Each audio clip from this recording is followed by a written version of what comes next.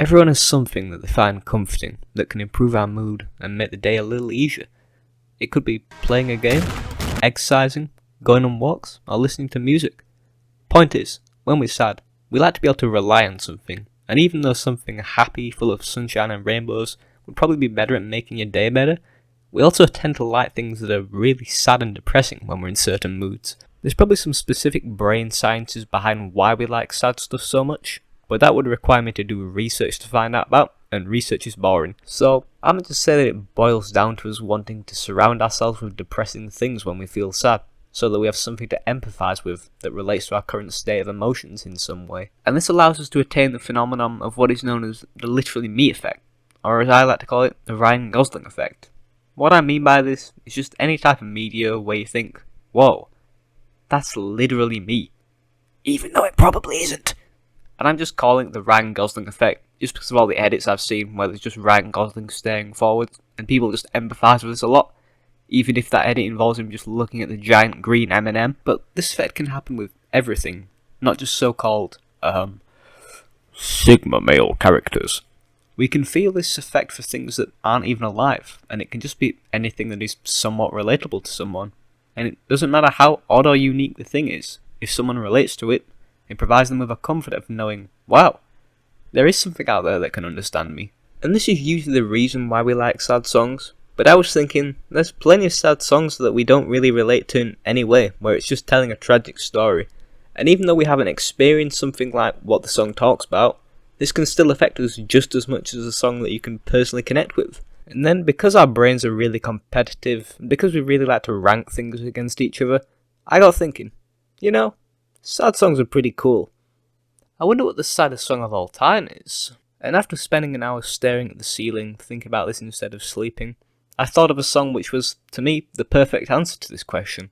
But first, before I talk about the saddest song ever written, I want to talk about what makes a sad song sad. I feel like a really obvious answer to this would be saying to use minor chords and minor keys, and I think this is true for a majority of sad songs, but it isn't necessary to create a good sad song, as there have been songs with a happy positive sound that are some of the most depressing songs you ever heard in your life. And I imagine music theory also plays a big part in writing sad songs, but since my theory knowledge isn't that good, I'm just going to skip over that part and just talk about lyrics instead. In my very complicated research that I've done, I've discovered that sad songs primarily focus on three main themes when it comes to the lyrics, and that's losing something, bad love, and being unable to accept something and wanting to go back to a more comfortable time. But just having some sad lyrics won't make for a sad song. You gotta be competent at actually writing instrument parts as well, or else it'll sound something like this.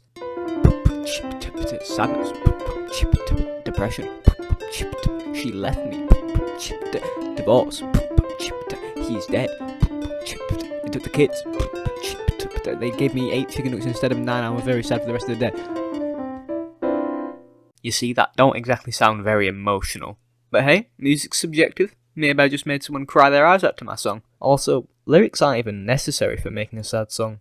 You can just play something that sounds really beautiful on piano that brings people to tears of sadness, because maybe it helps them relive a memory from the past, and then nostalgia kicks in, so they just can't help but cry. Or maybe they're just allergic to pianos or something, I don't know. It's just that a majority of sad songs do have lyrics that act as the main way of making a song sad, because you can deliver all sorts of powerful messages with your voice. A really good example of this sad song I want to talk about is Lemon by Kenshi Yonezu, aka the Chainsaw Man. And I've chosen this song because, well, for one, it's just an amazing song, but I picked it because I don't know Japanese, and this means I can separate the sound of the song from the meaning of the lyrics, because I don't know what Kenshi's saying. I had no idea what the song was trying to say, but I could still tell that the song was sad and tragic, and I think that's because of the tone of voice Kenshi uses and the instruments.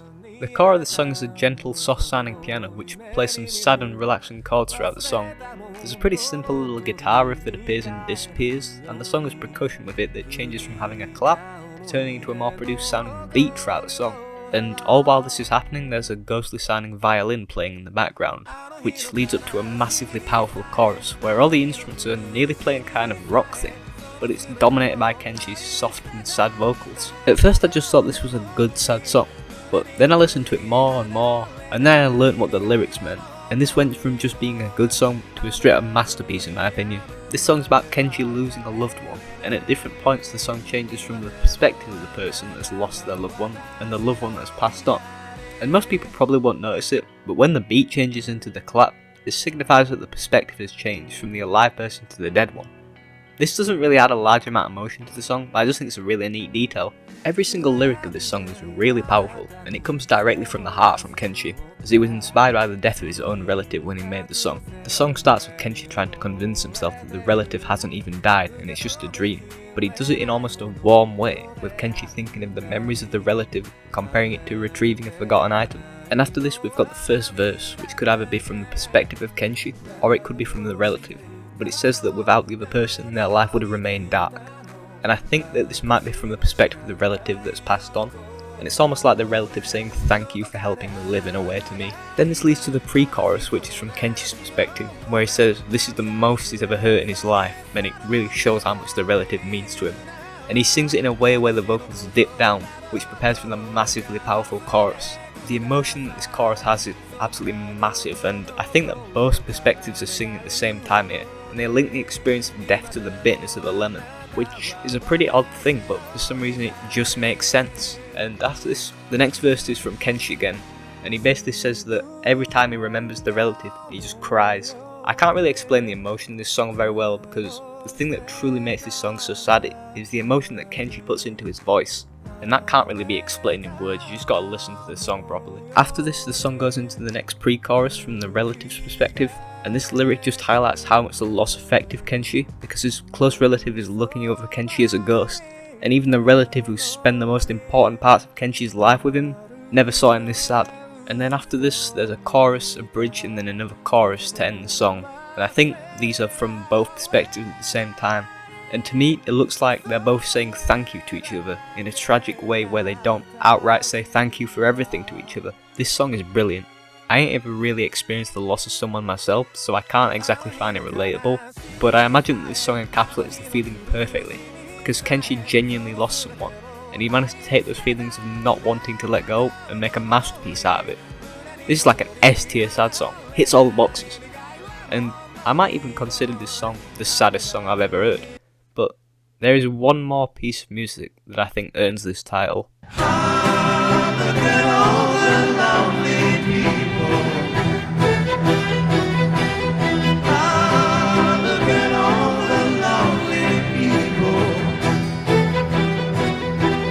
This masterpiece is Eleanor Rigby by the Beatles, and by just hearing the opening to the song, you're struck with a feeling of melancholy.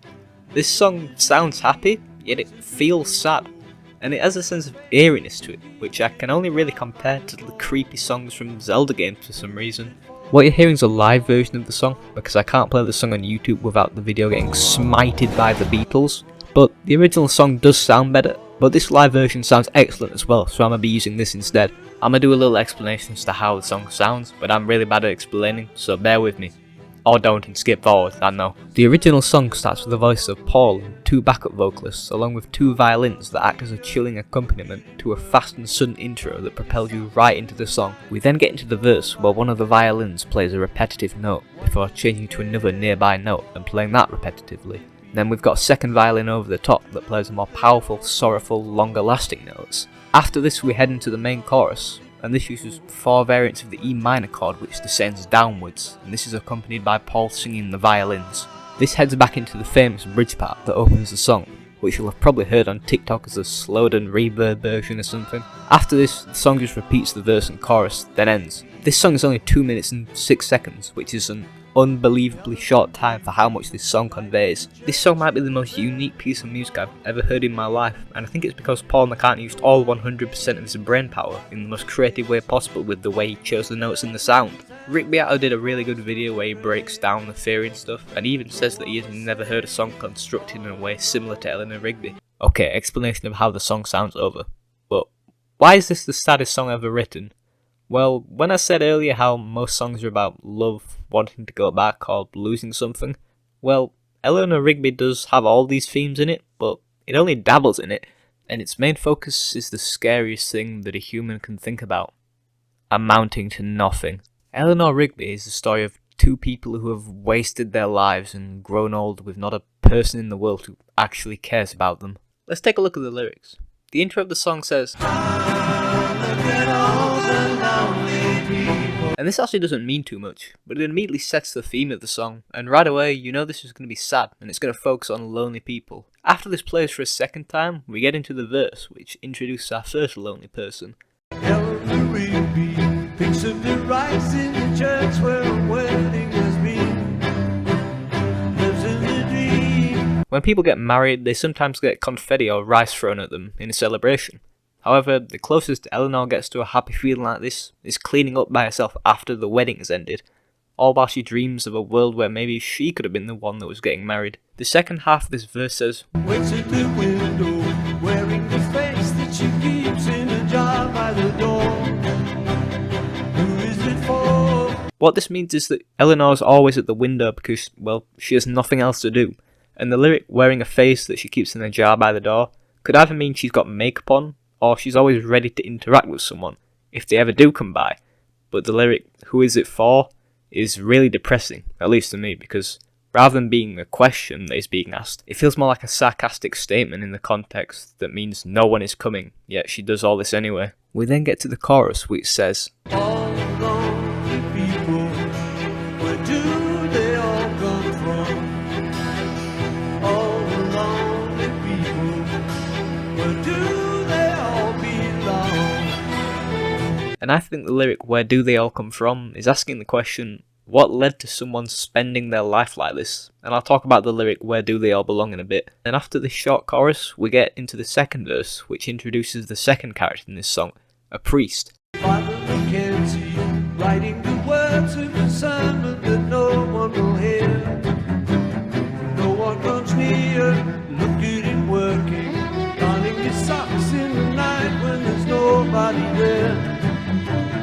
What does he get? This is pretty similar to the first verse, but if anything, this one's even sadder.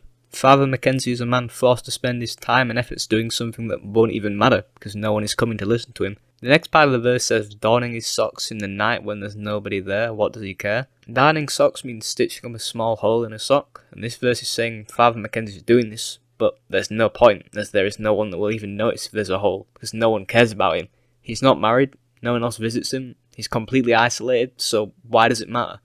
This lyric mirrors the earlier verse about Eleanor. Both these people have nothing, and the song's asking, why do they go out of their way to do things if they have no one to share them with? After this, we go back into the chorus, and then we've got a bridge again after this, and this is just a complete repeat from earlier in the song, so let's take a look at the most important part of the song, the final verse. Eleanor Rigby died in the church and was buried along with her name.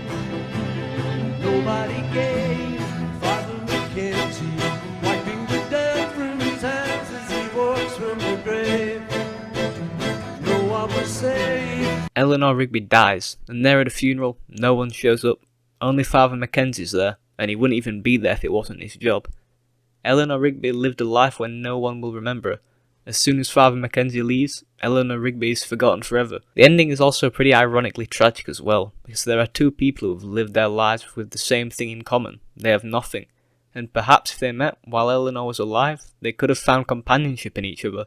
But they don't, and Eleanor Rigby dies, living a life of nothing, and Father Mackenzie likely dies soon after this, and this didn't have to happen. If these two people encountered each other, they could have made it so at the end of their lives they would at least have one person who would remember them. In the earlier chorus, Paul asks, where do all the lonely people belong? And I think this verse answers this question.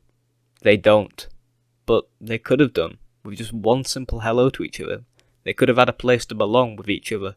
But this is the saddest song ever written, so this doesn't happen. The song then ends with one final version of the chorus, which sounds slightly darker, with the addition of backing vocals, as well as Paul singing the original chorus. This song is genius. The unusual sound mixed with the lyrics creates one of the best songs ever written. When we hear bad news like someone has died, we think, oh no, and think of memories of the person. But Eleanor Rigby is no one that will think about her, and we get an outside perspective of this. And that's even more sad than conveying a death of someone close for a song to me, because as the listener, we get to know that Eleanor Rigby lived and died not really amounting to anything, except maybe the memory of someone seeing the old woman through the window of a church picking up rice, but no one's even going to care about that memory. The comment section on the music video also might have some of the saddest comments I've ever seen as well. There's people who describe themselves as Eleanor Rigby's, who are coming towards the end of their lives and they don't really feel like they've done anything.